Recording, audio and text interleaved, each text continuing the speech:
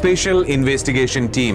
সেই টিমে যেমন পুলিশের গোয়েন্দারা থাকলেন, তেমনি ফরেন্সিক বিশেষজ্ঞ থেকে সাইবার এক্সপার্ট সকলে জুড়ে গেলেন। 9 তারিখ বিকেলের মধ্যে স্পেশাল ইনভেস্টিগেশন টিম জিজ্ঞাসাবাদের জন্য থানায় নিয়ে এলো জগৎ সিংকে, কিন্তু তখনও বিপ্লবীর কোনো খোঁজ মেলেনি। তাহলে তারপর পুলিশ কিভাবে জগৎ সিংকে সবকিছু স্বীকার করতে বাধ্য করলো? আর সেপটিক ট্যাঙ্কের ভিতর থেকে বিপ্লবীর মৃতদেহ উদ্ধারের পর কেন চমকে উঠল পুলিশ?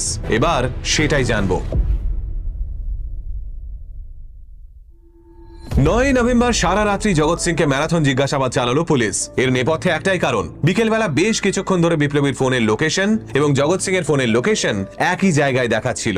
9 তারিখে রাতে টিটাগড় থানার বাইরে যখন লোকে লোকারণ্য, তখনই থানার প্রিমিসেসে চিন্তিত অবস্থায় ঘোরাঘুরি করতে দেখা গেল দুজন মাঝবয়সী লোককে। এদের মধ্যে একজনের নাম জীবন আর একজনের নাম কৃষাণ। সম্পর্কে এরা জগৎ সিং এর ছেলে। হ্যাঁ, জগৎ সিং এর দুটো বড় বড় ছেলেও রয়েছে। এবার 9 তারিখ সারা রাত ধরে পুলিশের করা মানসিক টর্চার সহ্য করতে করতে একসময় বিধ্বস্ত হয়ে পড়ে